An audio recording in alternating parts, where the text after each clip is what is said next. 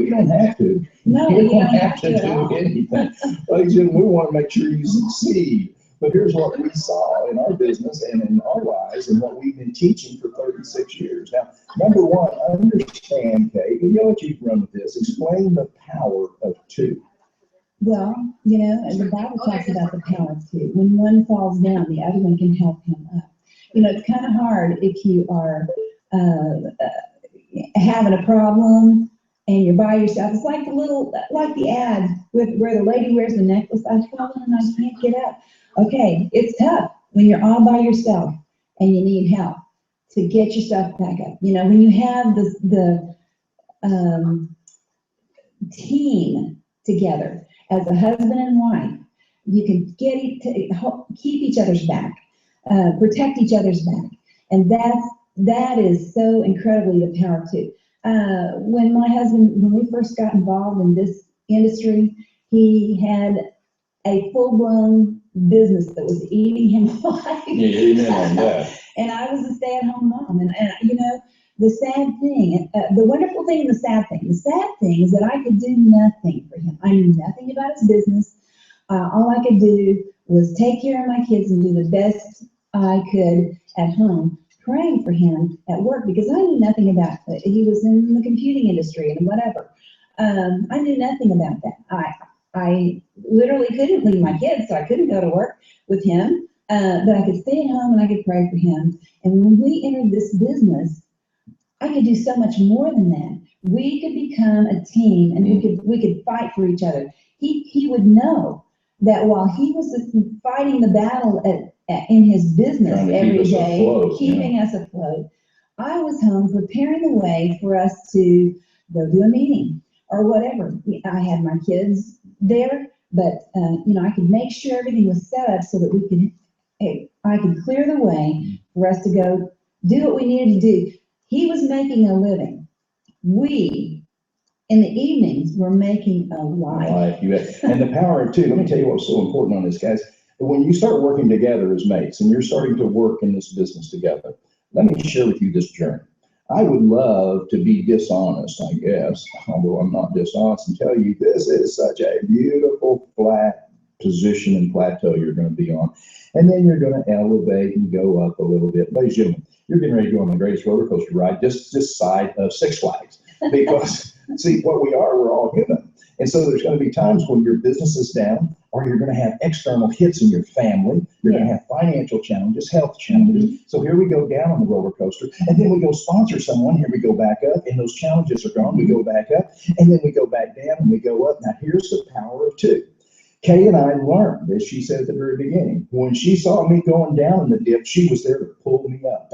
When I saw her going down in the dip, I was there to pull her up. See, it's so imperative, because when you're in that living room and you're talking to those couples, or you're trying to put somebody in this business, you know, it's imperative that you're both up.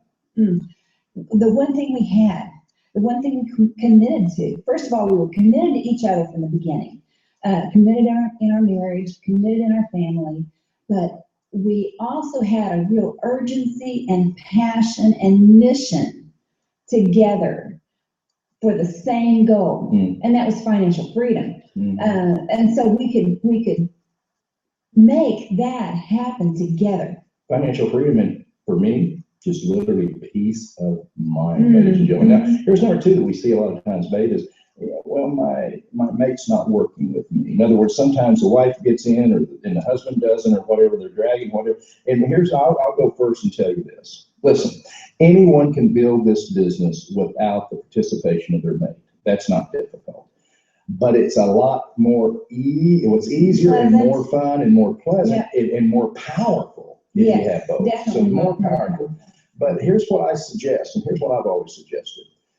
Sometimes it's like, I'll say this, we men are a little thick, okay? I mean, like, I love what Doug used to say on, you know, all we do is hit the switcher and grunt. And we're a little thick. So if Kay would come home with something that's, man, you should have seen this, you should have done this, then sometimes the man, especially if he's a little negative and he's not really plugged in his life, goes, great, fine, get over it. Or vice versa. The guy can come home and he can start sharing with his wife, and his wife's been beat up with the kids all day, or she's been at work all day. She come home, she's tired, or she works out in the labor force, and then has to come home and take care of the kids, and then has to fix the meal. And then here comes this and says, "Boy, honey, you'll never guess what I saw. Man, I saw this opportunity." And she goes, "Yeah, get over it." I mean, see what happens. Sometimes you're gonna see this. Remember this: in the home, there's always a dreamer and a doubter. And so, which I believe is God's way of keeping the home in balance. So what happens is when this is not happening correctly and the mate is not participating, go to your upline that are plugged in as couples that are making this business work, and work through association. In other words, we'd always have people contact me and I'd go meet their husbands, okay? And I wouldn't meet them trying to get them into business, would I? I just create a relationship. Yeah. I create a relationship where they like old Bob. And once they like old Bob, they tell their wife, maybe, well, maybe I can do a few things in this. I'll tell you one thing you wouldn't do. You wouldn't go meet the wife that was working by yourself. No, you would take me with you. We don't want to do those things. But I was going to say, just listening to you talk right there is some ego involved here too. Oh, wow. You don't think that happens in the home, do you? You actually believe that husbands and wives or mates have a battle here? If it isn't the guy's idea, meh. If it isn't the girl's idea, well, a jealousy or ego gets in the way. Yeah. And so, you need to, that is a progress killer. It's a killer anyway. We don't have any ego.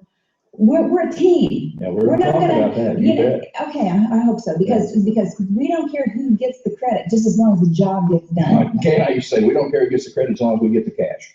Our goal in this was to hit a certain economic position, and that's what we went after. So if you have that challenge right now, our response to you is get to someone in your organization, upline, that can sit down and talk to that other mate, not drive them. And listen, mates, if this is done, like, let's just say, Kay and I, and let's say that Kay and I put somebody in the business that's a gal, and the gal's excited and the husband's not coming. What would we do? We'd say, let's go have dinner. Yeah. And during dinner, watch this. We'd never mention the business. Talk about the business. We would never we talk would listen to him and let him tell us all about his life and what he's doing and what he likes to do. The greatest thing is they go home together and the guy turns to his wife and says, they didn't try to talk us in, didn't try to talk me into anything. No, we're there to establish a relationship.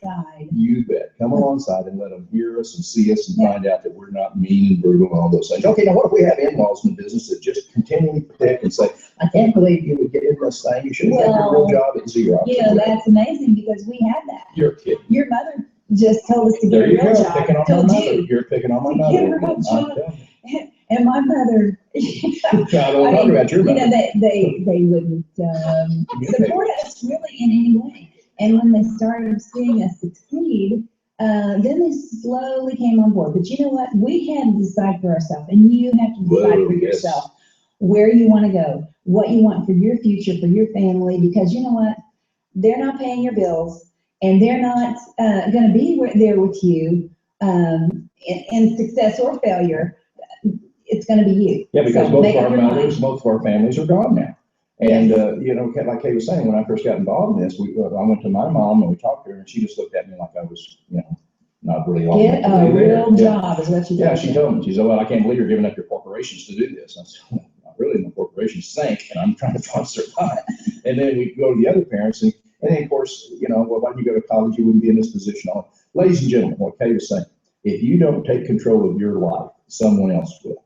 And you have to make a decision in this that you love your in-laws, you love your outlaws, you love everyone else, but you got to love your mate and your family more. Yes. And we're going to talk about that. It's going to segue into this. Know your priorities. Now, Kay and I have an unusual priority chain that we think that has been very healthy for 44 years. Absolutely, and mandatory in our life. Absolutely. It was very simple for us. Now, here's the way it goes with me. God is on the top. Period. In the conversation. You see, if I don't have someone that I can report to and counsel with and find and seek direction from, then how in the world am I going to go to number two, which is my wife?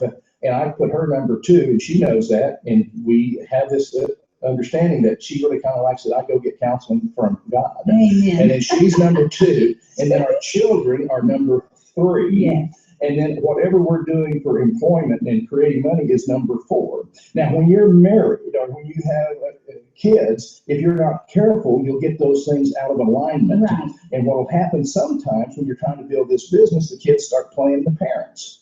Now, here's a time right now that you need to learn. The kids have to understand that the parents cannot be played. Whoa, let's take it out. Yeah. See, this is the same profile you take to your group. No one in our organization could go to Kay and say, Bob's nuts, or nobody could come to me and say, Kay's nuts. They knew we were a team. So priorities are essential, right, babe? Absolutely. As far as our kids knew that they couldn't go to daddy and say, Mom, you did this to me. No way. And so carry that out right on out to your group. No, we were strong together, couldn't be divided, and loving and concerned and caring, but could not be divided. Right. And then we go to the next one. It's kind of like, who motivates the motivator? And this is kind of a double thing in there, Kay, on my notes here. Who motivates the motivator? Ladies and gentlemen, this is an exciting time in your life. You're in a business that is probably the most exciting, thrilling business on earth. Mm-hmm. Because not only are you now working to improve your lives, but you're touching thousands. Yes. Okay. Now here's what happens. As you grow and as you become bigger and you begin to stay progressive in your learning, as far as getting all the information you can, you stay plugged into your upline, you keep working and working this business, you're going to get more and more people. Now, what happens when you get more and more people, you get more and more challenges, which is exciting. And we also can be very draining. Mm-hmm. You know, I described it one time, and when you get up to an organization that you have several 100,000 distributors, it can often feel like putting a syringe to your brain and sucking out all the energy. So here's our next point. Make sure, I say, who motivates the motivator? You guys have to take time for yourself. See, if you don't recharge your batteries, then your battery has no value. You have to put something in to get something out. And that applies across the board in life. You have to take that time. That's why God made the earth in 6 days. On the 7th day he rested. So, he's telling us we need rest. Yeah. And mental and physical and emotional rest. Find that time for yourself. I don't care if I tell this to CEOs of corporations, if they're not careful, they will hurt themselves mentally, where their creative power is exhausted. So that's why they have to continually, I say, who motivates the motivator? They have to motivate themselves. Now listen, this is about mates and about you guys. Mm-hmm. You have to make sure that you have a date night. That date night, remember DD, it has to be a date night with a dream. So you got to be talking about your future. See, Kay and I, we could go out. I don't know how many people told us, no, I gave up, who cared? I don't know how many no-shows we had, baby, but we had more than probably anyone on this tape, CD. I don't know, we would go out, somebody would get in, and they'd say if they just want to do it, and did you realize some of them didn't do it? That's unbelievable. Yeah. Some of them we didn't think had the capacity to do it, did it. That blew our mind. Mm-hmm. But I can't tell you the hours of verbal rejection in that people would say they're going to do something and they didn't do it. Now, this is a big, big, big important thing for you.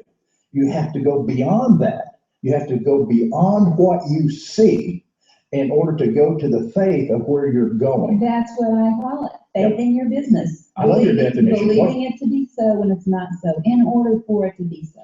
So Kay and I have, we have it, and even today, yes. We meet, we go out and we eat, we spend time for ourselves, we enjoy one another, we talk about the future. I know this is silly. You think at our level in life we wouldn't. We still go out and dream. I mean, we was out the other day looking at some other properties and whatever. Guys, you got to keep that alive. Mm-hmm. And it's so important as mates that you're feeding each other, because the enemy out there can be brutal. I'm telling you, I can't believe you're doing that. But I also think that date night, there should be some time where you don't talk about business just each other. You bet. You just renew that love connection, commitment to one another, that, talk about how, what we do. I adore my husband. I tell him so.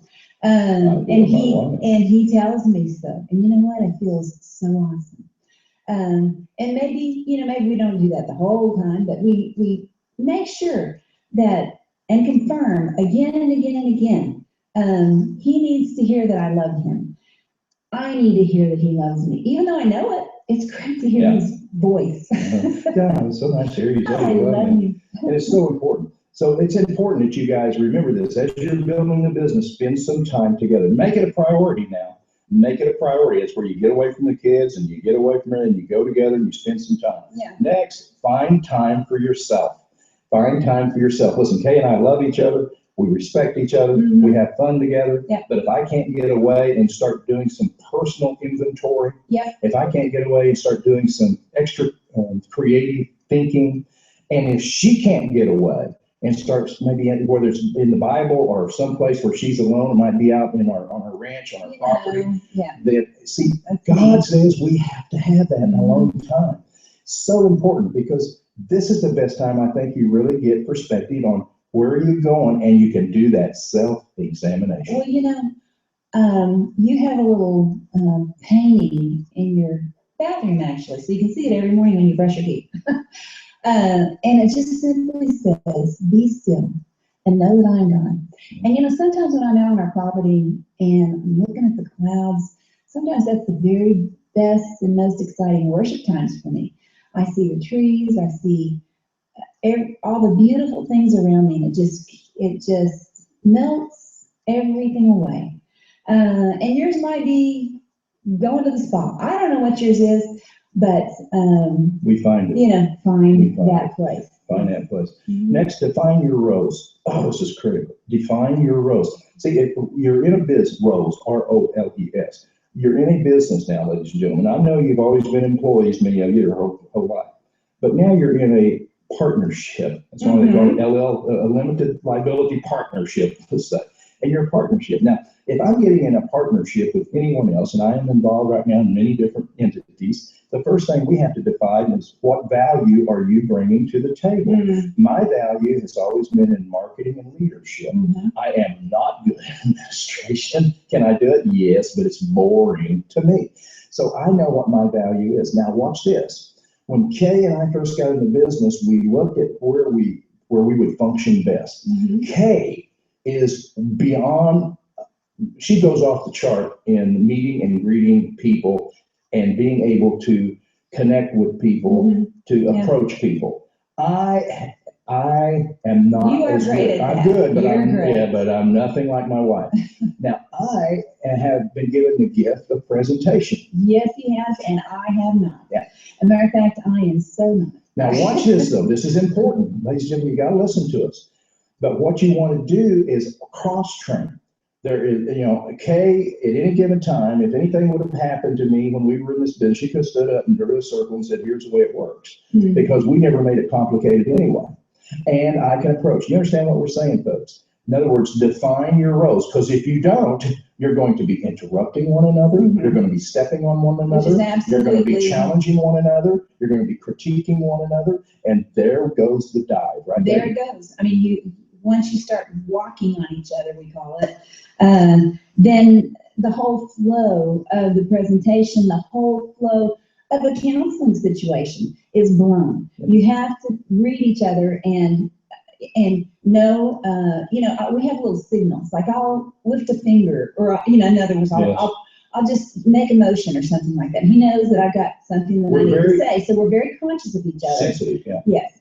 And so that's how we. Yeah, and it's so important you are sensitive, because as you're building this business, you learn not to step on each other. Mm-hmm. So if Kay's talking, I'm watching her. Yeah. When I'm talking, she's watching me. And if I see a little eyebrow go up, whatever your signal is, I know it's her cue. She's like right now, she's got her hand up, okay, which tells me that she has something to say. Are you guys getting the idea here? Define your roles and understand how to work together. He is doing a presentation with them. And, it's almost comical, because, I've heard this presentation a jillion million times, and I have to really, Act like you like I have it. to really, well, I always laugh at your jokes because I still think they're funny. But I have to be alert to know his cue when he wants me to come in on, on some topic or some weird thing out of the blue. I'll say that right, Kay. Yeah, well, he does. And sometimes I've missed the cue, so we don't want to miss any cues. Because remember, we're making this a seamless thing. And because of our little signals and because of our commitment to be on the same page and get the message across with the most positive, powerful, in the most powerful, positive way, we've got to be alert. And the power of that is unbelievable. When Kay and I go to a living room, we always pray for them, never us. Because when we go into a living room, and this is the way it needs to be with you, you guys are both so well connected, so one in spirit, so on fire, that you're not insane. But when people sit there, here's why it's important. Let's say the husband is the dreamer and the wife is the doubter. Mm-hmm. Now, here we come as a team. By the time we're finished, guess what the wife is doing? She's watching Kay, not only what she says, now listen to me, her reactions of what's going on in that room, and her smile, you with me? And it's the opposite too. See, we may go in, the gal's excited and the husband's a dud. And so when I come in and we come in, the husband has to start saying, gee, I think he does reason. So it's so vitally important. I hope you guys are getting where we're going with this. I've got to add one more thing before we move from this topic. We're in the room, we're presenting, whoever's presenting, the other person has to keep the peace, let's say. Mm-hmm. If a person comes in late, you're going to meet them at the door and say, here's a place to sit down. So they don't disrupt anything, because we don't want any focus or any attention to be off of this plan. And as a couple, this is so important, okay? So good. Because remember, ladies and gentlemen, if your mate has seen you do a presentation probably at least 2 million times, okay, she knows when you make a mistake. Because if she sees, in other words, watch this, there's been times that I will forget and I'll leave something out, all right? But Kay is so good, and your mate has to be so good, and here's what we learned. She doesn't say a word. Never. See, sometimes you'll step up, the mate will step up and say, oh, honey, you forgot this. And boy, you're talking about taking a meeting to the depth. That blows. Yeah, right. The whole thing. Because listen to this, ladies and gentlemen. This one. Here's a secret. You never hear a neurosurgeon say oops. Okay? He makes a mistake, but the patient doesn't know. And normally he'll recover and go on. So it is when you're working together. Don't critique or take away from the other person. Kay might say something. She might give a statistic. Well, there's 1,259 da-da-da-da-da. And I may know it's only 1,159. I do not correct her. As mates, you do not major on the minors. Mm-hmm. I get excited about this. Next, dream together. Just dream together. Go out and do things together. Look, I am not crazy about certain things, okay? But my wife, we have this ranch here, and she wanted designer chickens. I mean, these suckers, I don't know what they cost me, but they're a beautiful chicken. Okay, no, they're not that. But the house with the air conditioning, honey, and all that. They had to have, yeah. I mean, you guys, if you're ever in Texas, we got to show you these designer chickens, all right? But this is the deal. Kay wanted it, and so she would show me, I want a chicken house, honey, and I'm saying, oh, that's all I need is a chicken house on my ranch. But I sit down and I go into some high-profile magazine and I find these different chicken houses. We were looking at the chicken, urban chicken houses. Now, all I'm doing is give you an idea here. Chickens are not in my life, okay? But my wife had this dream. She had, this is what I wanted. Finally, we researched all these houses and bringing them in and putting them in kits. I said, that's it. I brought a construction crew in, and we got the finest chicken house in southern part of Texas, okay? Point being, that was her dream. She was excited about that. That was something that she wanted as a comment. She wanted this high-profile garden. I don't know. It's a raised bed. It's not, No, it's nice. Lots of people have them. Right. And to me, I'd rather go to the store, buy it, and eat it. But I mean, you guys get the idea now. I like boats. I like big boats. And I do too. Yeah, but not as much as I do. But she comes with me. and we dream together. We go look at property together. We're nuts We about both land. We love. like to buy real estate. We love to go look at old places and take the vision, right? Yeah. And how many times have we taken the vision and We taken have. something, turn it into something nice? Yes. Are you getting the idea, folks? Find something that you love and keep the dream alive. It's so important because you have to, both of you, have to have a place that you can run in your mind when this world gets so demanding and so drawn that you can run back and, oh man, I see this. I can see, like, we're getting ready to go on a cruise. I can see the cruise. Yes. I can see looking out It's that right window. out there. It's right out there, okay? So dream together and clear the distractions. Kay was so good. Now listen, we had 2 little kids and another one on the way. Tell them how you cleared the distractions for like meetings, because we used to do a lot of meetings in the house. Yeah. Well, what I would do is make sure the meetings or the kids were ready to go to bed before the meeting started. No kids Suggesting that. in the yes. meeting. No, in our own house. Oh, in our kids house, were oh, that was in not a bed. suggestion. Yeah. The kids knew how important our business was, and they did not disrupt a meeting, period. I don't care if they did wake up. They stayed in their room or whatever. In other words, and they were, let's see, 3 and 6. So yeah, they did really well. And with the new baby, not kidding you, our kids are business babies. Yeah. They went with us to long distance meetings. They, we Traveled. packed them up and did whatever we needed to do. We even bought a motor coach early on because we were determined to keep our family together, and yet our business was growing into all these different areas. So we bought a motor coach, like a rock star motor coach, crazy. Yeah, they heard me sing. Yeah. And we drove all night one night to get to Wisconsin or someplace, and we got, of course, we were from Oklahoma at that time. We got out of the coach, our kids were sleepy-eyed, and these people said, "Oh, it's so great to see you." And Rob, our son, looked at us and said, "Mom, are we in a foreign country?" Because their accent was so different. Yeah. We had a great time. We sang, we played, we did everything together, and it was just a great time. But Kay always made sure, and this is so vitally important, when I'm getting ready to go do a presentation, do a speaking engagement, we are so in tune today. She knows that in essence, she makes sure the path is clear. Yeah. Okay. No distractions. No. And I guard her too in the same way, but it's so important. In other words, you guys have got to get so in tune. Ladies and gentlemen, this is not something that you want to see if it's going to work. Right. We're giving you things that will make it work. Right. And you need to become a team, man, quickly. You can't have these distractions and arguments and fights and put downs and all that stuff. So you're being polished as you go, literally by the system. You're fine tuning and honing your skills as you go.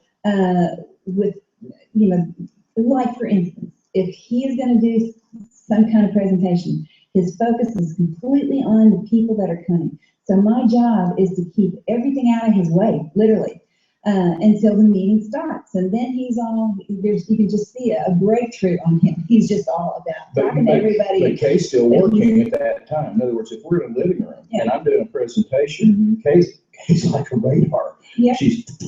If the phone starts to ring, she's the first one that grabs it, says, "Just a second, I'll get to the gun." Of course, we always tell the people take the phone. We make sure the television's turned on. Yeah. Yeah, it's crazy how people leave the television on when somebody is there to talk to you. Right. I hope you're getting our drift here. Learn how to work together to protect one another, to fight on this thing together. Don't walk on one another. Here we go. How about this one? Don't fight in front of the people. Let me tell this story. Our children, we love them. They're great. And our son now is 38, and he made a statement. Whenever you ask him, he'll ask me, "Did you ever see your mom and dad fight?" And his answer is, "We never saw our mom and dad fight our entire life, even to this day." And a lot of times people say, "Gosh, how did you guys had that good of marriage?" Now, I didn't say we didn't have differences, but our kids never saw us have those differences. Now, a lot of times people say, "Well, that's not very healthy." Well, we always took another direction on that.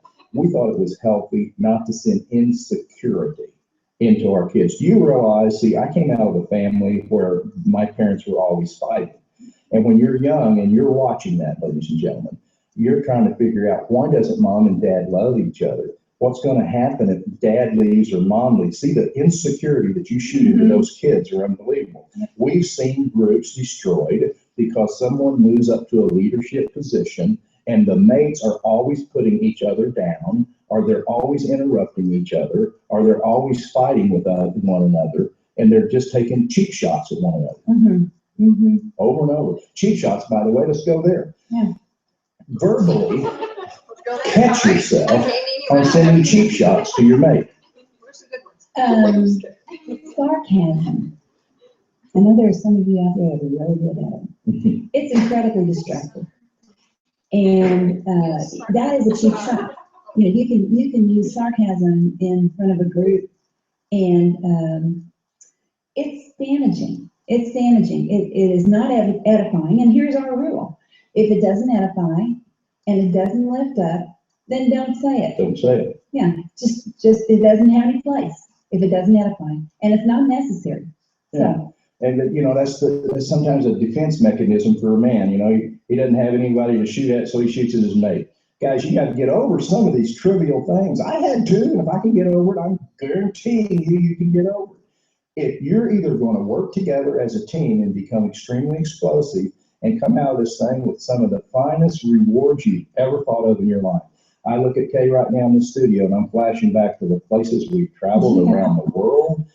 God has given us so many blessings, homes and automobiles, but even beyond that, friends all over the world. We can't go into any location in Europe or Russia or India, Africa, you name it, Israel. We have friends, real friends. Yeah, I've got to add this. You know, before my husband became a Christian. It was because of you.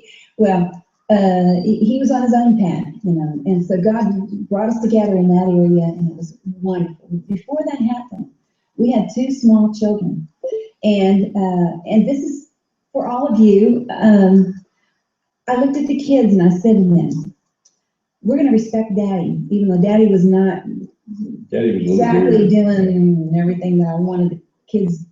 I would say, Daddy's the king. And I'm telling you right now, if you want your husband to be the king, you treat him like the king of the household, the protector, the priest, provider. You treat him like the king. He will own up to that. And listen, gentlemen, you treat your wife like the queen. You fight to protect her. You fight to keep her involved. You continually give and you listen to her needs. Guess what? She becomes queen. Isn't that funny, Kay? Today, people are living like paupers when they could be kings. They could be, yes. That's what we're trying to do. Living way below what God wants for you. Lift that person up and help them become the strong person. I've got to say, Bobby was really, when we first got married, his family were sarcastic, you know, and I was not exactly the strongest person. And so I was just getting hammered. I didn't think I could do anything. And see, I didn't have the brains back then to tell them, hey, hold it. See, think about that. All of this comes through evolving into information. Yes. Today, if somebody shoots like that at my wife, you better duck. I mean, it's not very, but that's just my point, is we've got to live to support one another. And we can grow into those positions of being the king and queen of our household, which is the position God wants you to be in. And boy, is it exciting to your organization when you realize what happens when your kids see that mommy and daddy are on the same page. Do you realize what your organization will do when they see they have leadership that's on the same page? When they see they have leadership that does not fight, when they see they have leadership that have their priorities right, when they have leadership that's sitting there and understanding that the only way to succeed is to edify others. I'm going to start wrapping down here. Here's the 3 A's we want you to remember: action, appearance, and attitude. Ladies and gentlemen, your actions have to be stronger than your words. You have to get on the telephone. You have to follow up. You have to work together. You've got to be doing presentations, and you've got to be doing this as a team, that you can do it as a team. I'm not going to say you have to, but boy, is it exciting as a team. And that's who we're talking to now, as a team, keeping your act together so that those actions confirm what you're saying with your mouth. And you're moving forward with urgency Mm. and passion. This is not a passive thing. Yeah, let's go try this. Yeah, no, we cut that word out of our dictionary a long time ago. You don't try. You go make it happen with passion and urgency. And number two, appearance. Ladies and gentlemen, today, I don't know what it is in our society, we want to dress down. Now, I'm not saying, listen, right now I'm on Tommy Bahama or something, but around this town where we live, I'll be in Levi's, but I always look nice. Let me put it this way, I always look neat. Now, here's why. A, I'm representing my family. Whoa. I'm representing my mate and my kids, and I'm representing the way that I live in my life. Ladies and gentlemen, you guys, as you move forward in this business, when you go into that living room, you don't have to wear the tuxedo. You may be wearing a Walmart suit, but it needs to be clean, it needs to be pressed, and you need to look sharp. You need to set the example, or if it's even casual, so if it's casual, which today more and more people are casual, you make sure that you look casual, very fine. Now, we have a pastor that teaches and preaches in Levi's and a shirt. Yeah, but he looks good. Okay. Are you understanding? Your parents, and ladies, your parents dress for the king, and the kings dress for your queen. And it's amazing what happens. It's amazing what happens. It's just like we told our son the other day.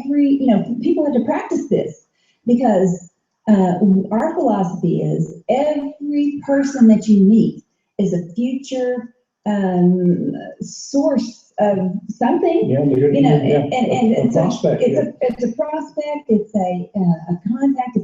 It's a new friend. It's a connection. Right. And then last is your attitude. Not last of all I want to say, but then last of the 3 A's, your attitude. Fight for it. Fight for it. I tell you, the world's going to fight to take it away from you. Yeah. You turn on TV, it's negative. You look at the newspapers, it's negative. Go to work. It's negative. And sit around and listen. Matter of fact, and let me just drop this one in here. Ladies and gentlemen, as you move forward, you're either going to be living now, write her down. As they say down south, write her down, not write it down. Write her down. You're either going to be living in the worlds of dreams or drama. It's your choice. It's your choice. And what we're trying to empower you as mates is live in the world of dreams. Stay away from the world of drama. No one cares about your drama. No one cares about your problems, which leads us straight into gossip. You cannot be a gossip.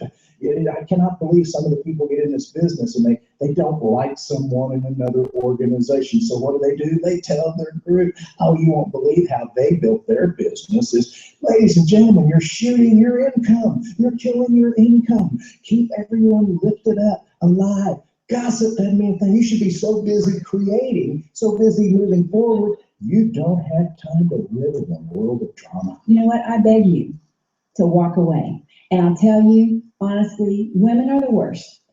We love the juicy stuff. And you know what? It's counterproductive. And your children are watching you. They're seeing the kind of life you're living, and you're going to create that in them. We're fighting to become mentors to our children so that they can be so they can take on the future with strength and power. And so give that up. And it's a real temptation. Oh, absolutely. It's the same with your group. See, ladies and gentlemen, this is not about you. It's about empowering other people. Absolutely. The other night I was watching Robin Hood, and Robin Hood, or what's his name, Crow, made this statement. When you give your people the power, then the power will be given back to you. Yes. Oh, what he was trying to do was let our people be free, and you as a king will be the greatest king ever. If we can say anything to you in this area, your responsibility as mates is not just sitting there trying to figure out how much product you can eat or drink or how big an income you can get. And those will come as you serve people. But you cannot serve people in the degree that you need to serve people until you learn how to serve one another in your home. Honey, any last statements that you want to give? Because these guys are sitting here, and what would you say as we close? Well, I just, you are our passion.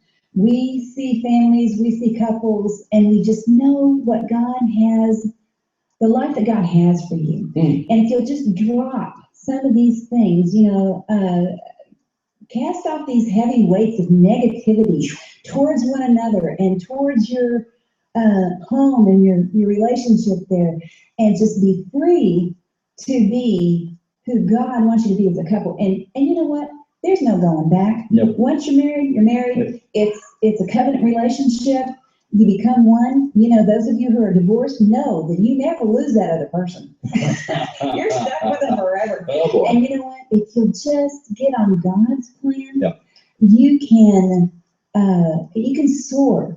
You can go. There is no limit to what you can do together and how you can encourage and influence not only your family but the people that you're involved with. We've given you about 45 minutes here. There's no way. I mean, we used to, Kay and I do seminars where we actually sit down and we talk and we interact with people as to how can you become better. We just gave you the frosting right there, just the frosting. Every one of these issues can go deeper. And every one of you, when you heard something today, there was something that you said, boy, I wish they would have gone a little further. Well, you know, we will someday. But right now, we have this passion. Mm-hmm. This is not, you know, we don't even know where the CD will go. It's just being made right now. I don't know. It could end up in somebody's trash can. Who cares? But we do know this. We have a passion that you guys learn how to fight for one another. Mm-hmm. And it started with this and it has to end with this. You have to learn how to respect one another. Because if you don't learn how to respect your queen and your queen doesn't know how to respect her king, then you're sending disrespect to all your group. Fight for this thing. Fight to learn how to work together. Fight for the relationship together. It's not tough. And as Kay getting ready to say, I'm going to say that when everybody gives 100%, nobody loses. Nobody. And you're going to have challenges. We have challenges. Guess what, Kay and I have challenges today. We have some challenges, right? I haven't gone to the challenge list, but we have challenges. You're going to have challenges. Everyone in this city has challenges. You got marital challenges right now that you need to start healing. You've got financial challenges. You got to start working. You got kids that you're trying to figure out why do they keep staying at the house? They're 40. I mean, all these challenges are happening. You've got mother-in-laws and father-in-laws, and you've got parents that are still alive that you're having to take care of, and kids that won't leave home. And I mean, all these things are going on. Then you go to work. I mean, that's before you go to work. Then you go to work and you got this boss, you're going, where did his brain go? And I mean, all these things are going on. Ladies and gentlemen, they'll always be there. They're never going to leave you. See, you have an opportunity in your hand that you can change through your internal power, not your external will, but your internal power. You can exchange and get rid of all those external conditions that are creating so much havoc in your life. But Kay and I want to tell you as couples that now is the time to look at one another and say, let's get it on. Let's get moving. Let's get rolling. And let's make this business work together. You, many times, are shortchanging your future. And we want it to stop. And we're giving you permission today to stop it. Now, when you're challenged, remember this, and you're always going to make it. And I always say just simply, yes, you can. Yes, you can make it. You will make it. That end music looked like a little livelier than normal. Should I put this one? Last one? Not as much discussion needed for that one, I wouldn't say. No, I think it's pretty, yeah. Couples.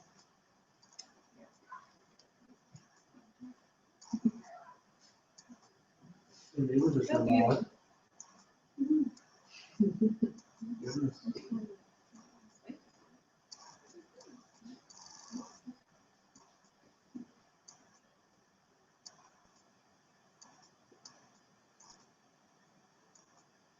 Like the, make a living and then make a living.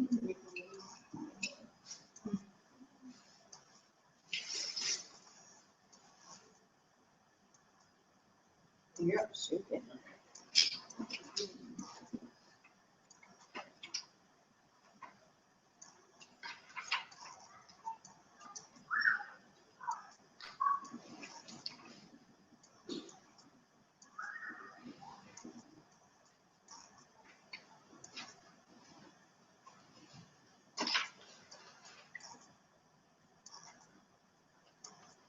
This one's about network marketing, like, I think they're just weeknight kind of thing, in general. The ultimate life. are we gonna start the other one? Because you said we're gonna do I'm gonna take a couple weeks off, because I'll have to order it and get it in. And then, I haven't put the order in yet, so I might as well take a week or two to get in, and then we'll start it. Yeah. I might see how many, like, sessions there are, there'd probably be, imagine, an hour each. If they're a couple, we might have to split them up. Then we'll just see who wants to take turns at houses, we'll just rotate through. And will it still be Tuesday? Yeah, I think Tuesday seems to be a pretty good day. It seems to work really well for most. There's no long weekends that ever hit it, right? That's why, like, there's no long weekends that hit You know it. my life, I plan forever in advance. If I book it off, I then know. If you tell me, I'll book Yeah. it before. The reason I like Tuesdays is because you never have a long weekend. You know, literally, I Never. just. You know, it's the third and I'm already going. Like, when Like, okay, my next available Saturday. Yeah. Like, you know, trade show really that season too. So that, yeah. Even during. Sorry? Like, should just go push it in. I'm doing the bridal show. Oh, and the September. Yeah, that one. I'm excited to hear that. You know, so everyone's I waiting know. Because, well, yeah, because she's got, there's one in January too that she says I can take over. I know. And like, I'm not gonna pay if it's during conference, because I never want to encourage somebody to spend $500, because you could be split up 4 ways. It's $500 each, so you can pretty much go to conference, like if you're working on a budget close to that. You want to go to conference over? Yeah. Like, Like, I'm I'm here. gonna go show instead of conference, so I really don't, but she seems to think this might not be too Yeah, many. that's what I'm talking I did someone, yeah, like that, and then I think I might Network marketing, the ultimate life. I'm so excited about this. We're going to give them a quick synopsis of the new book that's going to be released towards the end of this year. Kay and I wanted to come into the studio and cover just some of the points and some of the areas within this book on what we believe is going to be one of the finest books ever written for the industry. And the reason for that, babe, is that I wanted to cover 4 areas. First, I'd like to talk about this morning, as we'll proceed in a second, on those that are brand new in the business. Some of you are sitting there right now for the first time. You're trying to determine whether or not you even want to do this. Some of you have been there before and have not had success, and now you're in another organization or a different company, and you may have a few doubts. And we want to address you, the new person getting involved in this business.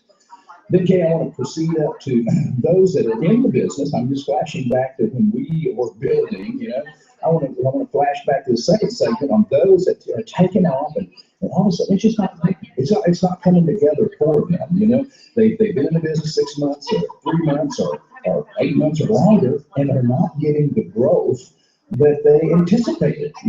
They saw the plan, they got excited, and nothing happened. And then third, I want to address, and we want to talk about those of you that are in a leadership position, those of you that have been given a gift, as far as Kay and I are concerned, from God, that have the opportunity to lead hundreds and sometimes thousands of distributors. And kind of talk to you as a leader, some of the expectations and some of the commitments that you have to make in that position. And fourth, we'll tag at the tail end. It's called the critic, and we'll visit a little bit about them. So that's where we're going to be going today. Again, it's our new book, and it's really exciting because you remember Jim Stovall, his book, The Ultimate Gift, and then he has a new book out, The Ultimate Life. So when I contacted Jim and we visited about this, I said, hey, can I bootleg from your title a little bit? And he said, man, I would be so proud if you did that. But it has been an ultimate life for us over the many, many years that we've been in. And in the good times or bad times, it's been a great time compared to what's going on the outside. So I can't imagine living another life, because this has been the ultimate fun, ultimate relationships, ultimate adventure. It's so fun, and yet you can make an incredible income. It's a life-changing business. It fine-tunes you.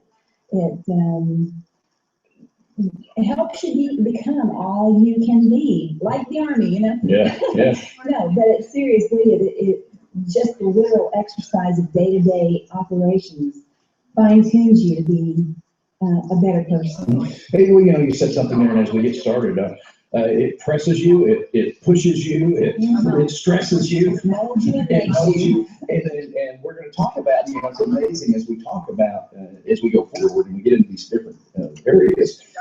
Some of the, If you go on the, do I stop that? We're like, oh, what's that? I didn't do it. I don't know if it just had a switch in the CD. It was having trouble playing, so I wonder if I did something. Hold on a second. CD, I think the CD was skipping. anymore. I know, like, could he just shoot it?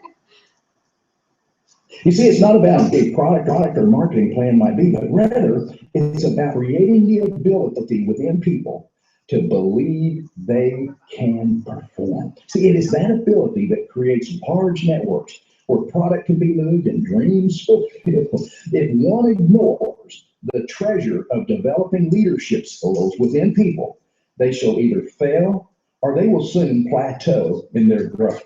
Yes, it is good to have a great product, and oh, it's exciting to have a wonderful compensation plan. But unless people believe they can achieve success and learn how to secure their business, a great product and marvelous plan will have little or very little or no value. Over 36 plus years involved in this industry, we have witnessed the finest products and most ambitious marketing plans fail, while seeing mediocre products, and marketing plans and average compensation plans succeed. The companies in the network marketing industry who have the most success have found the secret. It's kind of like a secret sauce. It is secret. Or in some cases, the secret found them. They have excellent leadership in the field.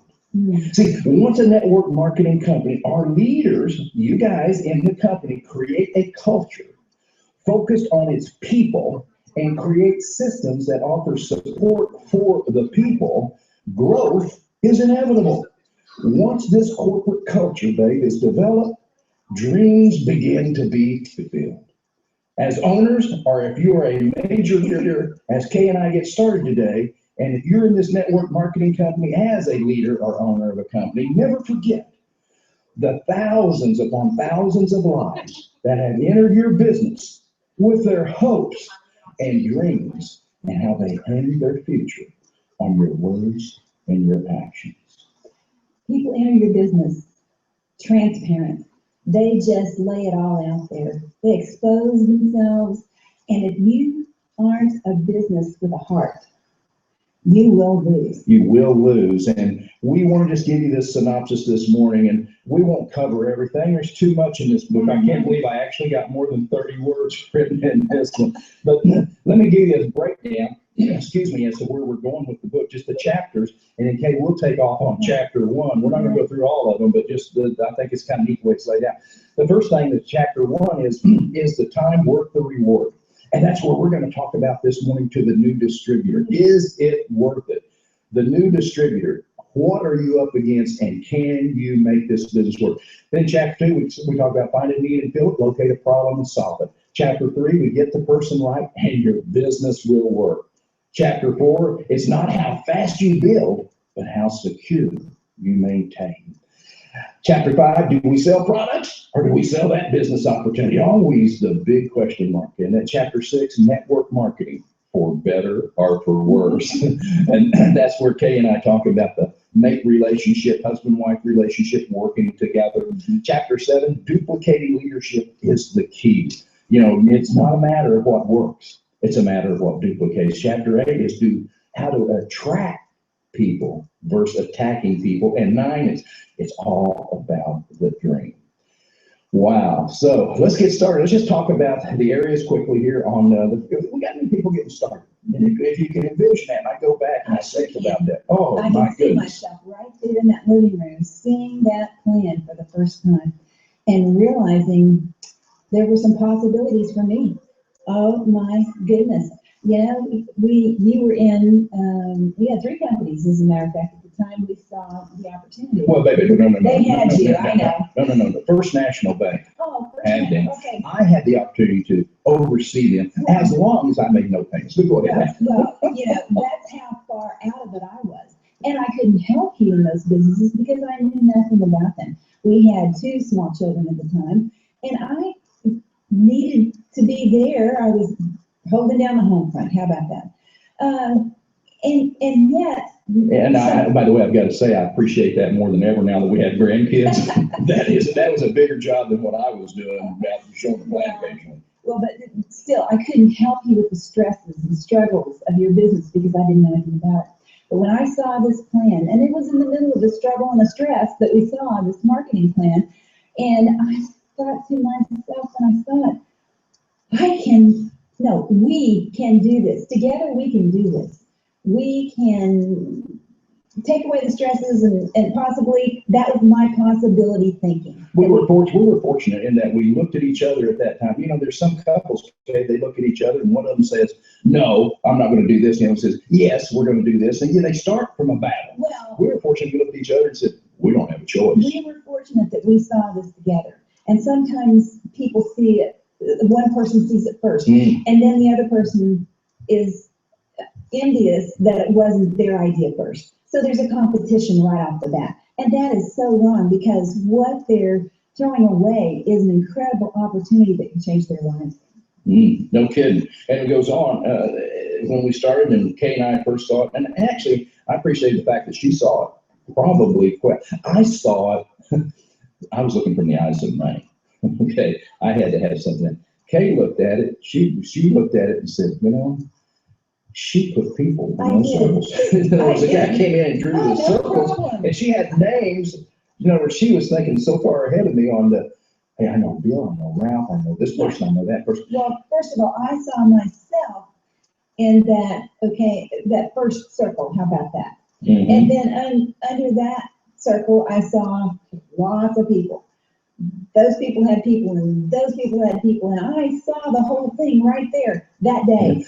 And some of you guys seeing it right now, maybe one of you, if you're married or if you have a mate, one of them has seen it, the other one hadn't, one of you is encouraged, the other one's not. That's why you want to make sure that you get into the book as we release it. But until then, we have a new new CD out now called Husband, Wife, Better or Worse.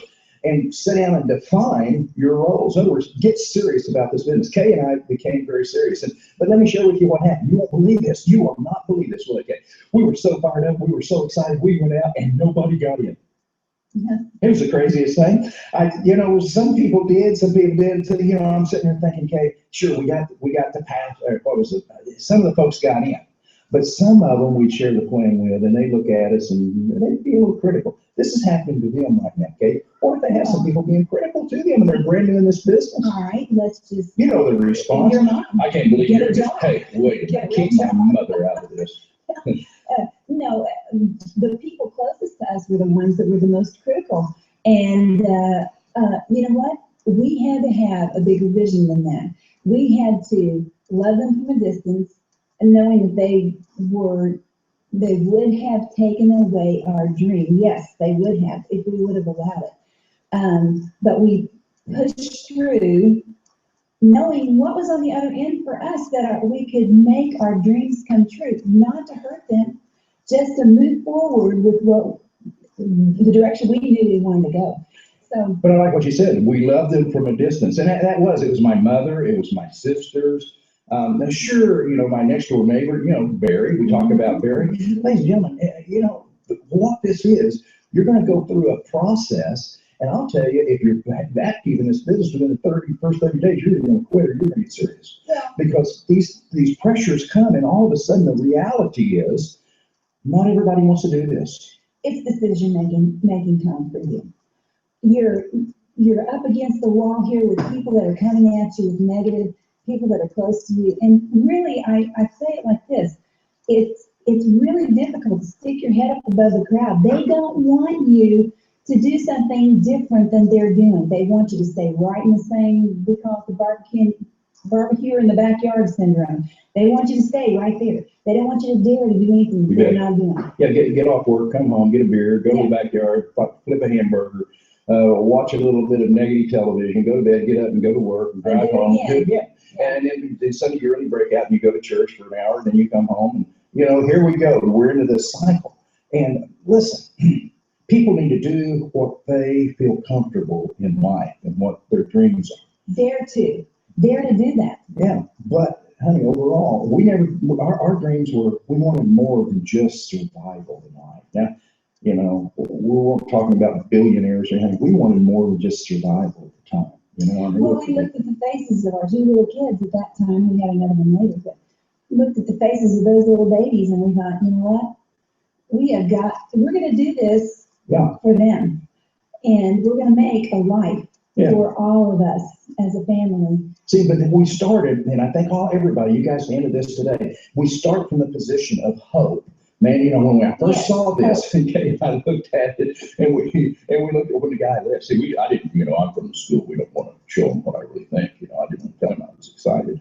So when he left, I turned to Kay, and the whole conversation was, man, I'm so excited. I hope this works. I hope this works. I hope. And then we started planning. I don't know if you guys know, this is what's going to happen when we make our first 1,000, and how we're going to pay off this person, how we're going to do this, how we're going to do that. And remember that? I mean, we'd sit down. All of a sudden, we were in a quagmire of life, and this hope enters our life. And see, that's where a lot of you guys are. It's the hope that entered your life. Now, the reality is the work that you've got to do in order to turn that hope to expectations, making sure it's going to work.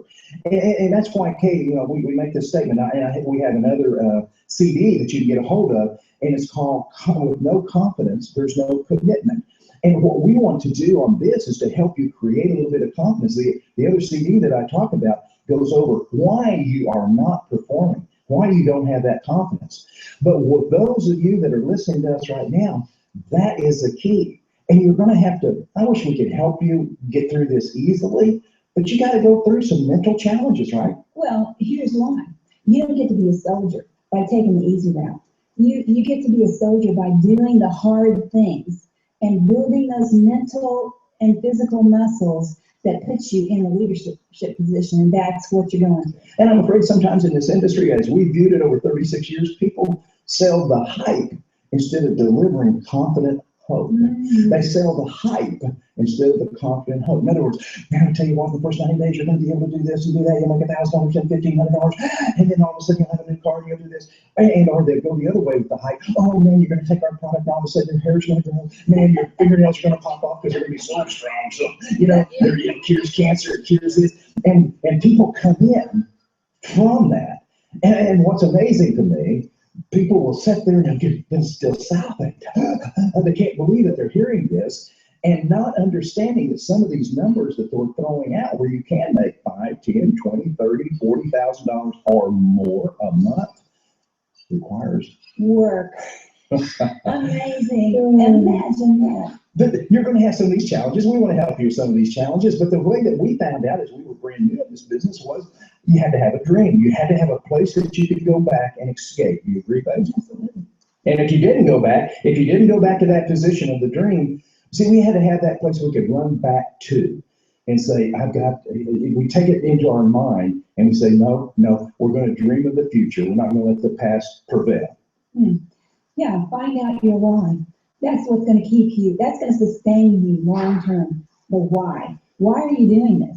What do you need or want that will lock you in to pushing forward in this industry? Yeah, because this is going to be a wonderful trip. You realize that you're going to be groomed like you've never been groomed. I hear all these professional speakers and whatever come out and they'll talk about this is what you need to do in order to build this business, and this is what you need to do in order to do this business, and you've got to have passion and you got to think like a business person, and but you know what?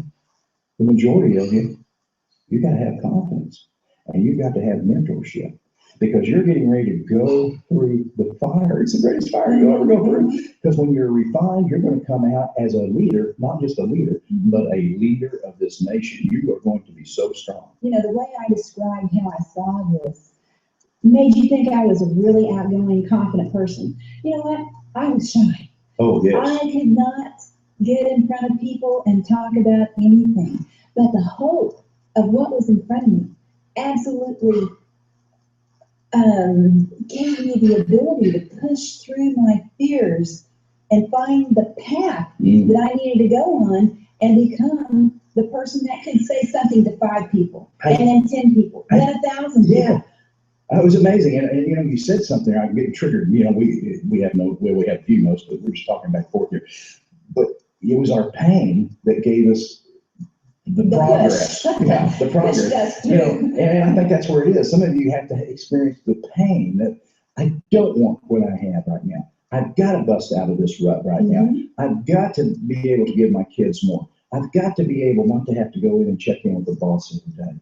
That pain you've got to go through. So, you got to be ready for some critique, some people, some, you know, whatever the case may be. You've got to be ready as we move forward for objections. You know, people would say, well, is this one of those illegal pyramids? There's only like 16 to 26 major objections to this industry.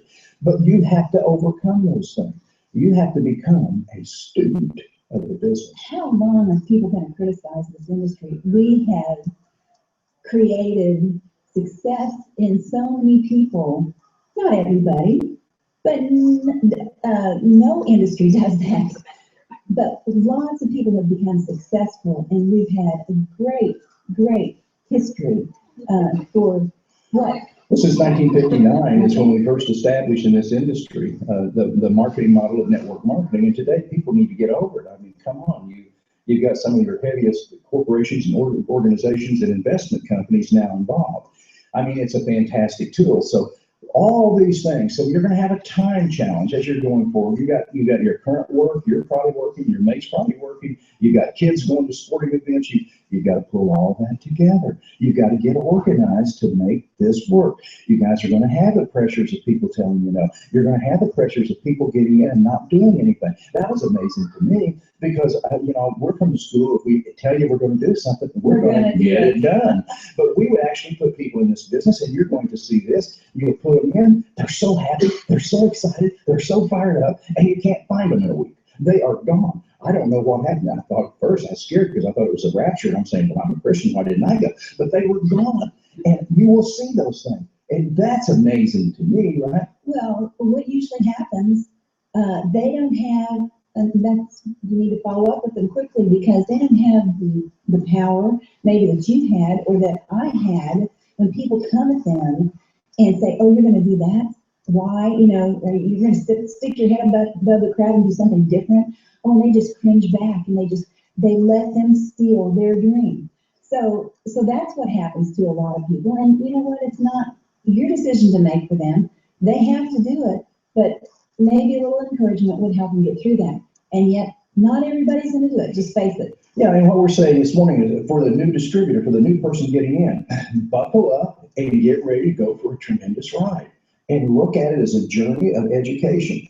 Become a student of this business. Listen, when you get in, don't try to see if this is going to work. Make it work. Don't see if you can make it happen. Make it happen and become a student. When I say that, here's what I'm talking about, Kenny. It's what was always amazing for me over the years is if we put people in the business and we say, look, you've got to learn how to approach people.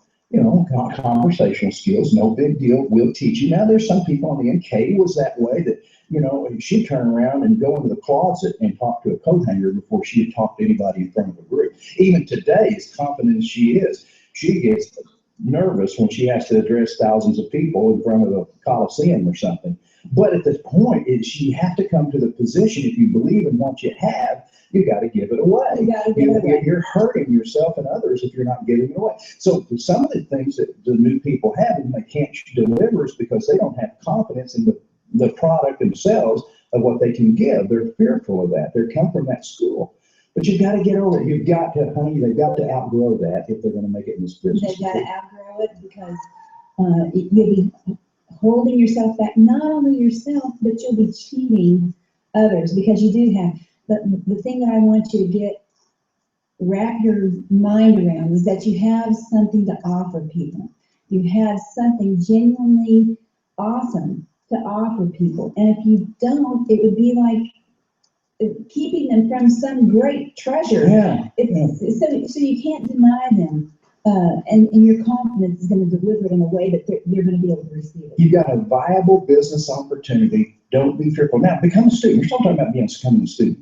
When we saw this, I immediately took on the mindset, the same as I did when I started a business.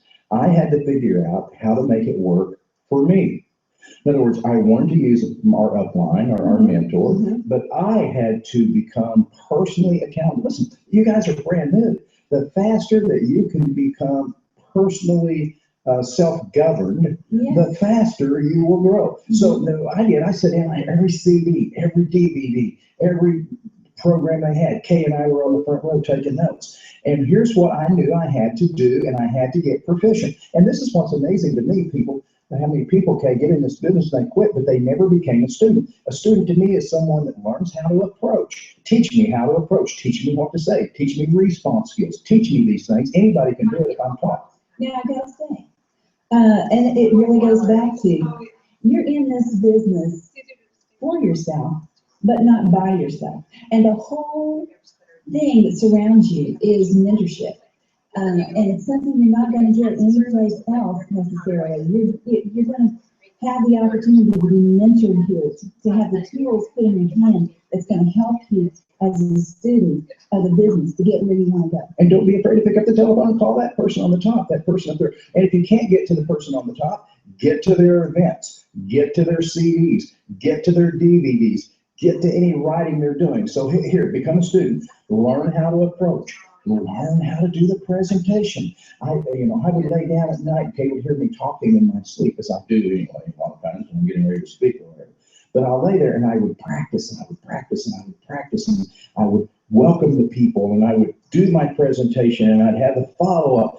And people do not do this. Then I would have a follow-up. We had all this in our mind, the follow-up, and then how to get people started.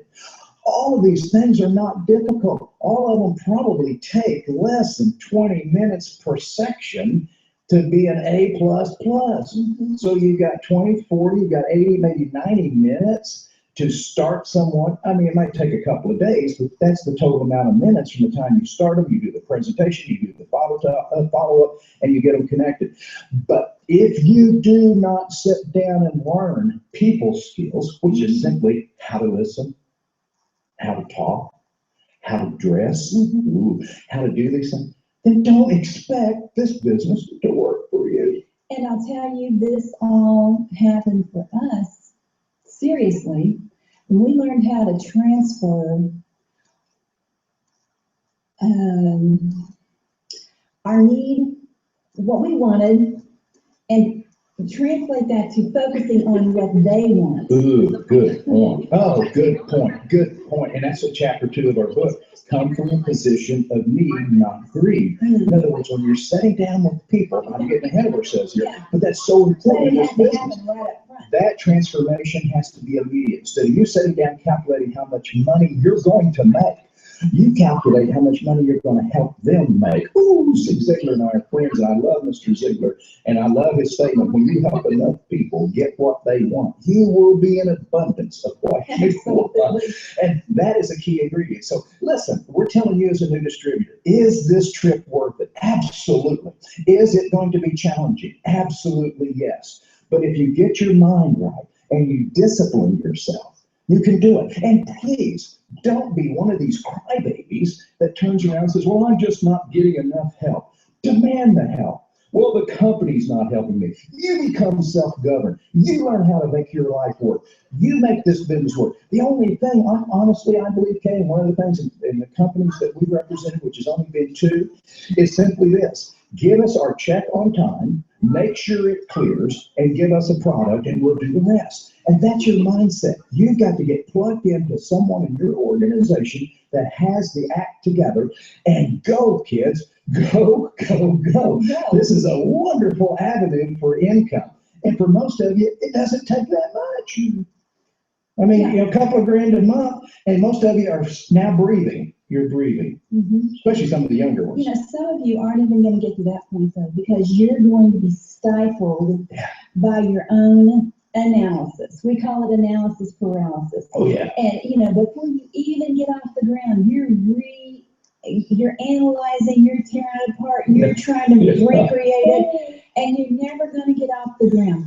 We have spent a long time creating a clear path for you. You don't have to reinvent the wheel. You can just go do it. Just listen to the person. You know, in Vietnam, they used to make the saying, if you're going through a minefield, follow someone.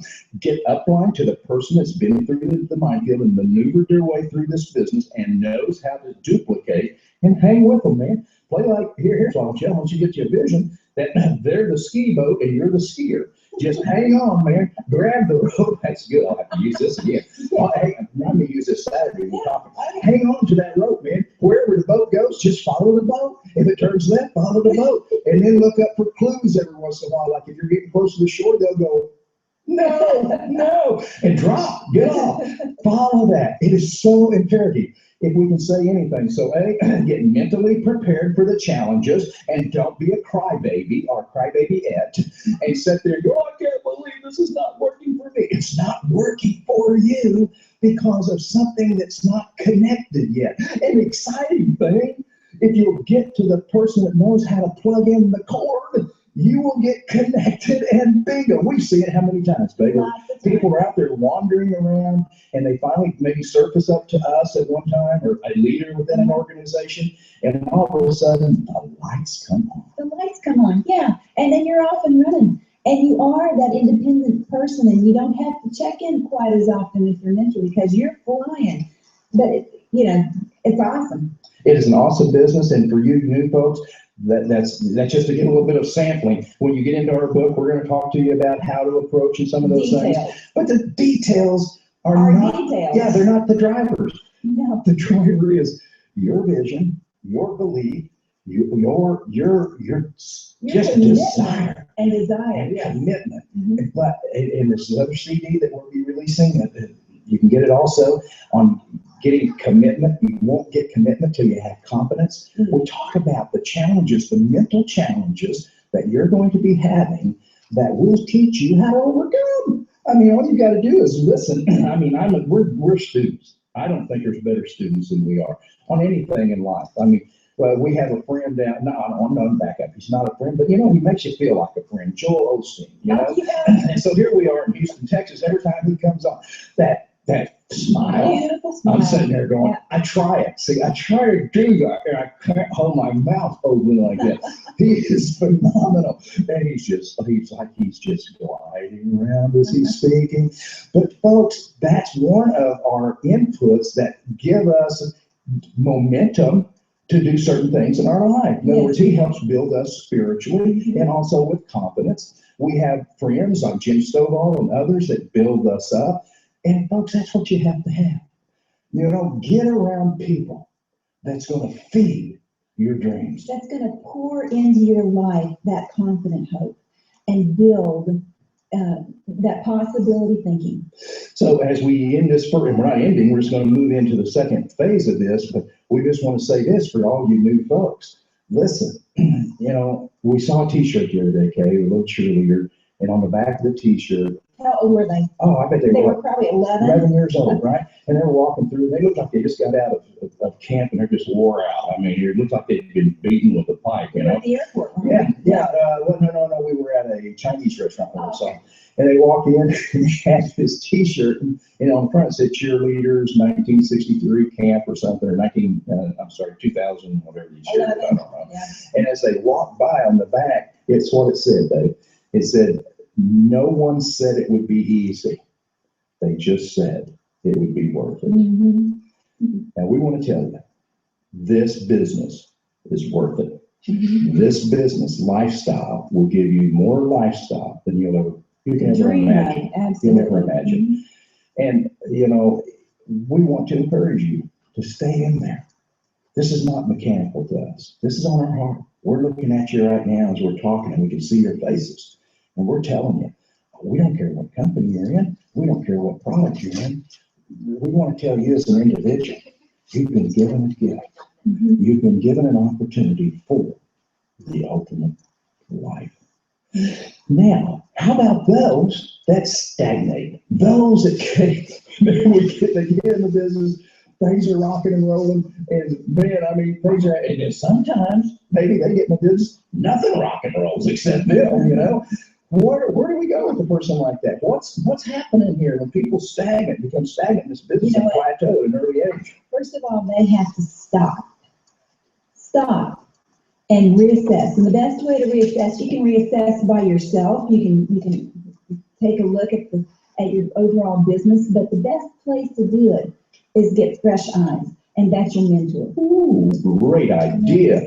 Great idea. Matter of fact, I've got that. I can't believe that I had that written down also. That is a great idea. Get with someone that knows where they're going and that is on track and show you how to put your car on the track. Mhm. Listen, it's amazing. Again, my mind flashes that we'll spend hundreds of thousands of dollars now to go to college. And we'll go over and we'll sit down in these classrooms and we'll be given information really on survival, not how to be financially free. Not how to And we'll thrive. sit there, we'll take notes, we will study, we will take time away from the classroom studying. And then we get in this business and somebody's standing there saying, look, I want to show you how you can have $10, $15, $20,000 a month income, even $5,000, $2,000, it doesn't matter. And we don't spend any time listening to them. We take them for granted. Mhm. And I think we take them for granted and sometimes because we didn't pay enough. You know what? Sometimes we even expect them to do it for us. Oh, And we yeah. are disappointed if they don't. Yeah. And that is crazy. It's your business. That's true. It's your responsibility. It's true. So number one, if you're stagnating right now, and Kay, you hit it right on the nail. If you're stagnating, remember, here's the parts of this business. You can write them down. Approach, follow up to the approach, presentation, follow up to the presentation, and getting someone started. Mhm. So you write those 5 areas down, and then I want you to give yourself a 1 to 10 as to where you're ranking on each one. In other words, on approaching people, do you feel comfortable? Do you know what to say? Do you choke when they say, oh, is this network marketing? Are you totally comfortable on the approach, 1 to 10? Mhm. Are you comfortable on picking up the telephone after you've approached them for the follow-up to talk to them about where they need to be going next and how you can set up the meeting or the presentation, 1 to 10? See, Kate, it's those 5 little simple basic things. And people will not take the time to put themselves in accountability of looking and saying, you know, if I was in a classroom and I was getting ready to graduate and I was 10 credits short in science, I would hustle up and get into the science. But yet we'll have these 5 courses, let's call them 5 courses, and we're not bringing them up to 8 straight A's. And so if you're not doing that, and where do you go? Like Kay said, go to the person that not only teaches it, but does it. Mm. So if you're stagnating, we want to tell you right now, I don't care how long you've been in, if you've been in 30 days or 30 years, and it's not getting any growth, it's don't blame the plan, don't blame the product. Sit there and say, especially, here's what we always say, if somebody else has done it, and if somebody else is doing it, get out of the way. I think those 5 points reminds me of what I say about the meeting in the mirror. Oh, You know, you need to have a meeting in the mirror. Yeah. And then I also know that you've got to revisit your why. If you have lost your why, you need to reconnect with your why, because without a why, without a dream, you will not continue this business, and you cannot light anybody else's dream on fire. I hate it when we do this, see, because you came up with that, and that, you know, isn't it funny? All these years we think alike. And my point that I wanted to bring back, and it's just exactly what you're saying. Number one, okay, was saying, set down those 5 points and determine where you're weak and go get someone to help you. Number 2, I had written down dream board. Get back to your dream. Get back to your vision. Get back to where you see your life. Get back to where you want to be in this business. You know, I tell people, draw out your organization as it is. Now, for some of you, it's you and one other person, or maybe just you. I tell the story for a few years. Well, not for a few years, but for a few months, I'd roll over and Kay was my group. I mean, that was it. So, but that's okay. What we would tell people, and what Kay and I did, we did this. We drew out not what we had, but what we had to have in order to have the income we desired. So take your existing marketing plan, whatever it is, and draw out all the circles of where you need people and watch as you fill those circles up with names. In other words, faith, okay? We've operated on faith, which you say. Believe it to be so when it is not so, in order for it to be so. Man, you've got to come from that spirit, because if you're stagnating, you've got to get back to, if you're stagnant, you've got to get back to your dream. You've got to get back to the why. If not, you will fall into defeatist mentality. Well, I knew it would never work for me. And you know what? When you have a defeatist mentality, I want you to close your eyes and think about how you see other people, opposed to having a dream. And you look at those people with enthusiasm. You know, when you're have a defeatist mentality, you are literally, I can see your eyes heavy and just glazed over, and not seeing people for what you can help them do or be, but just walking by and not even acknowledging. Get your dream back so that you can see people in a different way. Yeah. We always say this, or I always try to say this. What are you doing that other people are not doing, so you'll be where they'll never be? And most of the people that we know that's have any degree of success in life, I don't care if it's a minister envisioning a church or where they need to be. Again, I flash back. We're not members of Joel's church. We're members of another large church here in Houston. But he talks about his vision for that Coliseum that he has. And folks, the problems and challenges he went through. I think of some founders that we work with in network marketing companies. You know, we just got through speaking to a large group, and when I sat down with their founders, they started talking about the first 12 weeks and how it was disastrous and how people attacked them because of their name, their trademark was wrong, and their products failed and all this stuff. And I go back and I look at all the people that succeeded. They come back to one measuring point. My vision and my dream is going to take me through this. I'm going to focus on where I'm going to be. I'm not going to allow my past to determine my future. Oh, I'm getting excited. I'm going to start preaching. Put a stake down. Put a stake down and say, okay, I can learn from that, but I will not live there. I refuse to live there. I'm moving forward.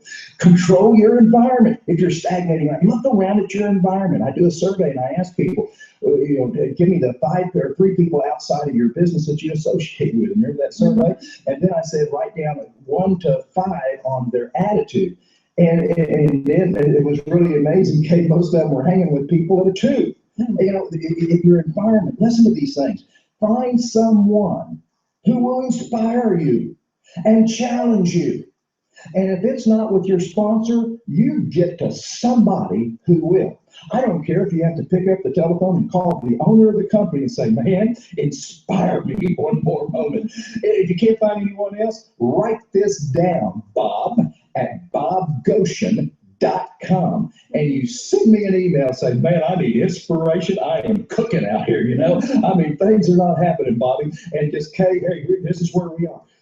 Everyone needs someone to touch them. Connect with people who understand your destiny. Stay connected. See, when Kay and I first got in this business and you guys are stagnating, it's because you disconnected. You're around people that are not what am I trying to say? Not feeding not you. feeding your vision. They're not supporting your vision. You're right. And some of you stagnate because you're trying to drag some of the people along that you put in this business. You cannot afford that. You cannot afford that.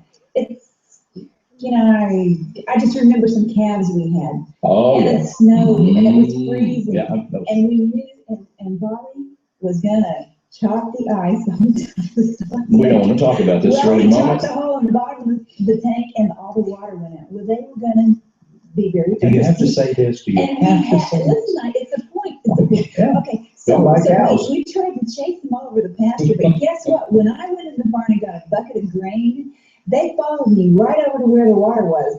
And so I'm telling you, if you Where did I follow?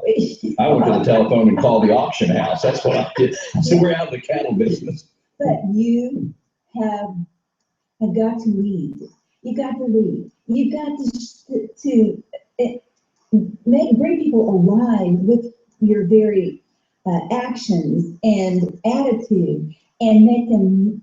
You have to be a magnet to draw people forward instead of trying to push them. They will drag you down. They will be concrete around your feet. It's quicksand. It is quicksand. It's quicksand. That's all it is. Control that environment. You're stagnant because you have become loose on your environment. Yes. You're not getting people around you. Kay made a statement earlier. Some people you have to love at a distance. Man, they got to be away from me. I mean, I've got some family members we had some family members that I remember Thanksgiving. I just told Kay one day, I said, bring in a caterer and let's go on a vacation. They can sit around and tell each other how miserable life is. Okay, here is the second. Okay, is that person in your life predominantly a person of drama or dreams? No, that's good. Who said that? That is good. But it's true, isn't it? Yeah. I mean, I used to have an Aunt Minnie, and I used to hate to ask her, Aunt Minnie, how are you doing? Well, I might as well turn on NBC News. And for 45 minutes, she's going to start her toenail and move all the way up to the top of her head, telling me how miserable she is. And then she talks about her miserable kids and her miserable husband. Folks, get away from these honey, your case falling off the stool in the studio. Get away from these, what we call energy suckers. They drain your energy. Run from them. Get people in your inner circle. I don't care if it's one. Kay and I, for years there, Kay say, honey, we don't have any friends. I said, yes, that's true. The ones we do have, we enjoy. I am very cautious, maybe over cautious, on being involved with people that all they want to do is to stay in the world of drama. I can't do it. I just won't accept it. I'd rather be with my wife, be with my lovely mate of 45 years, someplace in an isolated area where I look at her and I know she's got my back and I've got her back, than to go out here and try to convince somebody to live outside of mediocrity. It's the darndest thing I've ever seen. So mediocrity and drama. And drama, yeah.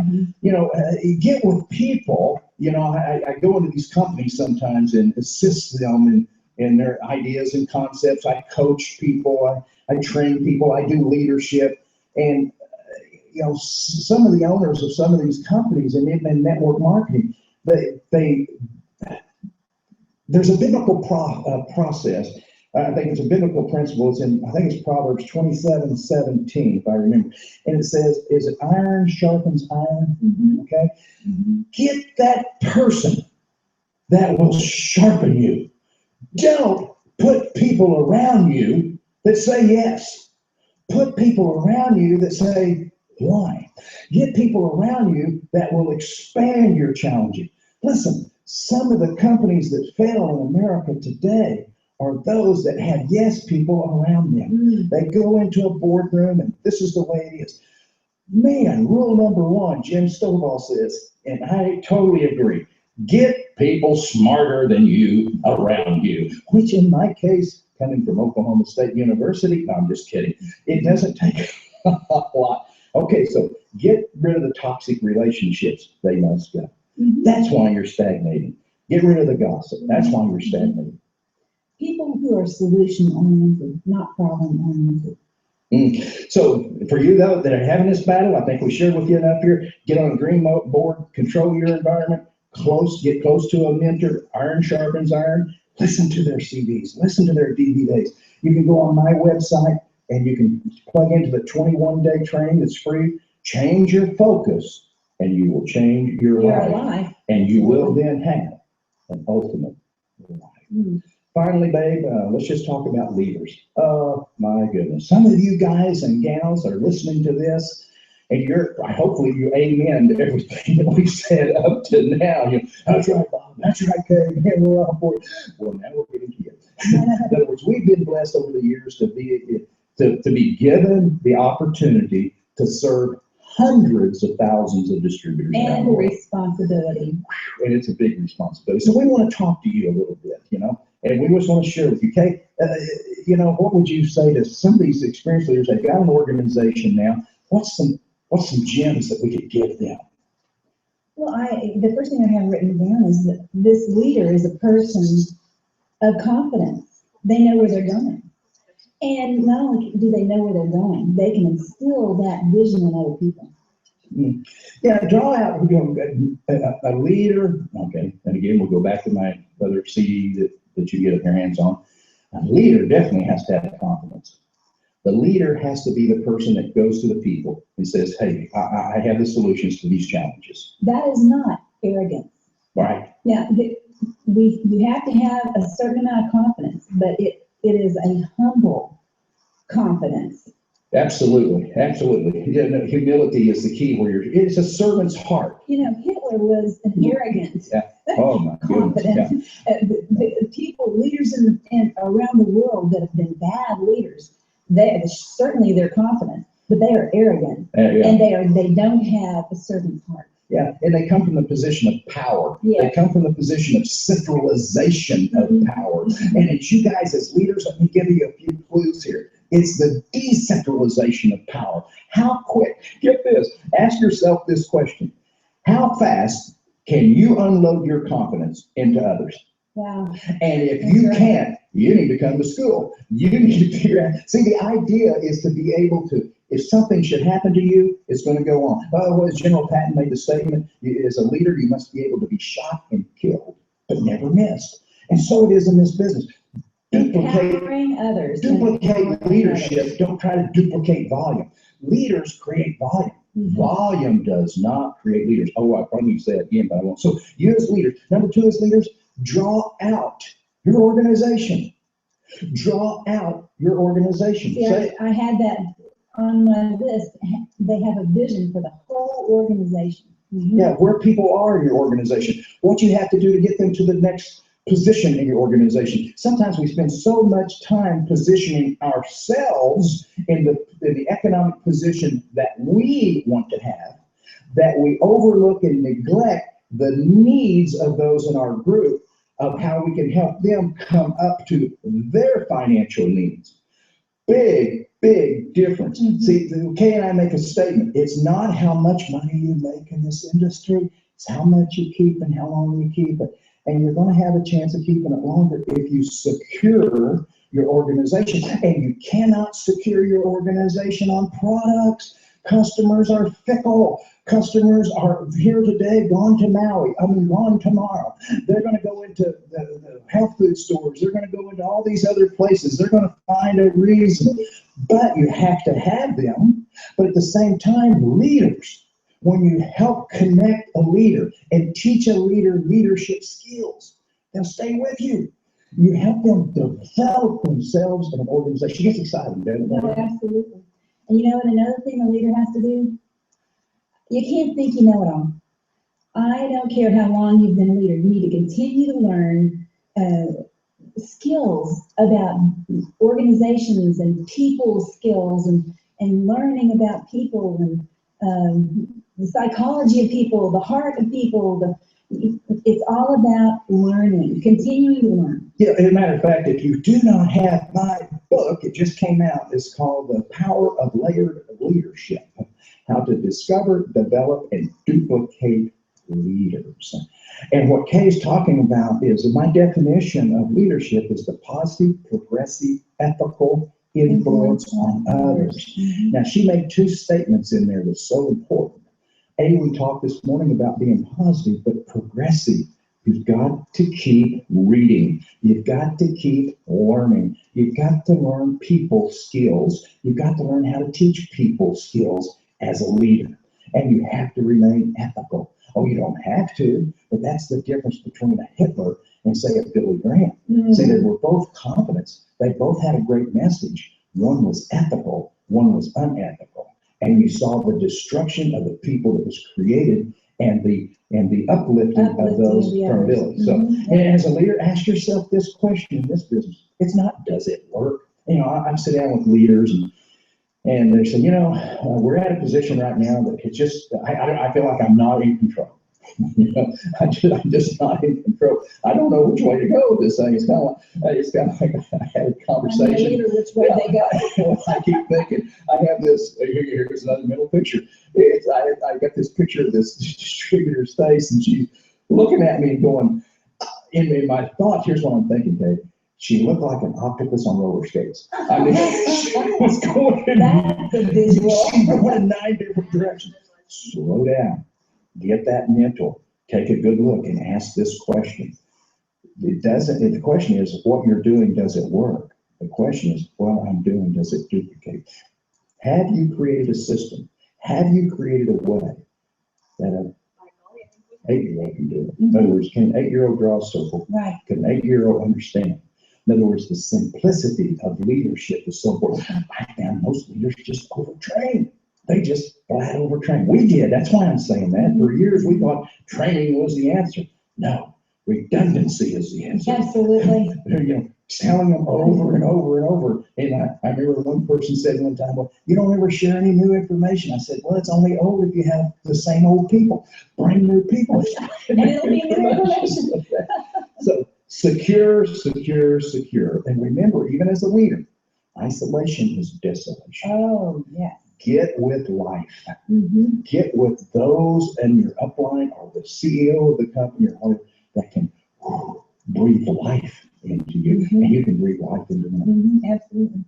You know, I had this visual of a great coach, honey. A leader has to be a great coach. And what is a coach? The coach, it's the team. It's one for all for one. I mean, in order to win the game, we've got to be going on the same page in the same direction, and we've got to be fired up. That's right, either internally, or, you know, some of these corporations that we witness, they don't have the corporate environment inside where everybody's on the same team. Right. You know, they've got staff that do not understand their vision or where they're going. But in this industry, you have to create that organization that everyone is a team member. Sure, we're going to have individual victories, but guess what? There's going to be times as leaders that we're not having the victory that we had in the past. That's when that team comes in and puts their arm around and says, hey, we're going to do it. It's going to go on. Absolutely. Together we're going to do it, because the vision will desolate the team. It will cause destruction in the team. You can't have division. You got to be on the same page moving forward. And as we're starting to wrap up here with some of you leaders, you know, we got volumes. As a matter of fact, in the book, you'll love it. In my new book, you'll love it on leadership, because in that book, I talk about how to create an environment that get maximum growth from people. And it's so vitally important. But let me give you a couple of more steps here that you need to look at as a leader, that I believe, and it's in the book, and I'll extract some of this. Number one, people. Understand what people need. I think that's one thing, Kate, that you've really been given a gift, a spirit of. You understand this. But number one, people need acceptance. Oh, yeah. Mm-hmm. Don't they? I mean, they have to feel accepted. You realize, see, we spend so much time on the mental constipation of this business. We've got to make sure the marketing plan. The mechanics, you're saying, right? We have to, yeah, it's the mechanics. We've got to make sure that people understand the degree of our product and how utterly different it is. We have to know how we pay that profit sharing 14 levels. And if you get worldwide acceptance, now listen, that's fine. Bottom line, people, when they enter your business, need acceptance. They need acceptance. Receiving another person willingly and unconditionally. That's what this business is all about. Any place else you go, they're immediately going to classify you on your look, your walk, your talk. And this business, as a leader, the first thing you want to do is have acceptance of all people. Number two, not number two, no order here, affection. Affection. Oh, okay, I can't tell you how so many companies, I was with a company the other day and said, and you know which one it is. And they made the statement about, man, we're not getting any growth, things are going down. You know, we do our webinars, we do our conference calls. And I asked him, the owner, the CEO, when's the last time you touched your people?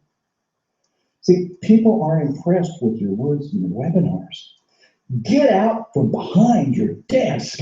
There's a new book out by the Ritz Carlton guy. No, this one is, he's out of the Marriott chain. He's over the worldwide expansion of Marriott. I thought I got 4 million air miles, and I thought I was a stud. This guy's got 10 million air miles. I mean, he is an airplane. Yeah. And he made the statement, get out from behind your desk. Listen, Leaders, listen to me. It's not the event. It's not the function. It's not the pay plan. It's you looking into the eyes of that person saying, I believe in you. It's you putting your hand on their shoulder saying, I love you, man. It's you. It's my wife when we go to these events, grabbing people and saying, you know what? You're going to make it. Mhm. People need that. I needed it. My Yes. wife needed it. We still need it today. So acceptance, affection, appreciation, expressing gratefulness to people. Mhm. Man, I appreciate you. I really appreciate what you've been doing in this organization. Isn't this amazing, Kay? It's these skills. It's paying attention to people. It's comforting people. It's respecting people. It's giving support to people and security to people. That's what we are as leaders. That's what you have to develop as leadership. And when you do these skills, this people skills, performance skills, are going to take your organization to the highest level you've ever seen. And you know, when you learn, when you get this, when you internalize this, it's not going to take hours to do this to a person. No. It can be as you're passing by them. It's a touch. It's one word. It's a look. It's just your presence sometimes. That confident hope that you exude becomes a magnet, and it fills people up with that feeling of confidence. And I go back as we start to wrap up for you leaders. Hopefully, I prayerfully hope that you have an owner of your company that exhibits what we're saying, Mm-hmm. that has such a love for people. They are servants. They are willing to get with the people and touch the people. As we wrap up, I also think of another story. Kay and I, we go out and speak to other organizations and leadership and all this. And so we get to see firsthand, it's so amazing to us on when people might say, I'm not getting any growth, or things are not going right, and then we go to the next company and we had dinner with their husband and wife or whatever, and they say, man, we're exploding. We can't take care of everything. And Kay, I remember not too long ago, we went into a company that no one's ever heard of. They've never heard of this company. It's a 0 on the Richter scale at this time. They're doing several million a month, but they're not there yet. They're not on the radar yet. But you know why I know they're going to be on the radar? We sit down there with them and we talk to them. And here's one thing that I noticed. We went over and we were asked to do a little leadership for their leaders. Remember that? And we went into the room and the leaders sat there. They had notepads. Their eyes were lit up. Man, they were fired up. They were excited, but there was something there, a little deeper than that. In other words, I want to make this work. But even more than that, the next day they had a meet and greet there at the company. And in the lobby, passing out hand towels to the people coming in that were sweaty was the owner's wife. Mm-hmm. I turned to Kay and said, that is why this company will grow. That's a servant's heart. A servant's Mhm. heart. Mhm. It's the heart of how can I touch people? Mhm. Folks, if you're having an event, your next event, whatever it is, and you're the leader, then I ask you to do this. The event is not when the first person starts speaking. The event is when the first person comes through the door. And I ask you as leaders to reach out, touch them on the shoulder and say this, I'm so glad you're here. Mhm. Man, you're a diamond in the rough. Man, you're going to do well in this because they're coming to you just like you came at one time. And all of us came with baggage, with financial hurts, with alcoholic and drug hurts, with relationship hurts, all these hurts. Mhm. And they're not getting that acceptance. They're not getting the appreciation. They're not getting the comfort at work. Most of them are not even getting it at home. Mhm. I want you to look at this business more, Kay, than just a business. Oh, absolutely. It's more than just a business. And we want you to understand this, that if you do it right, you will have life.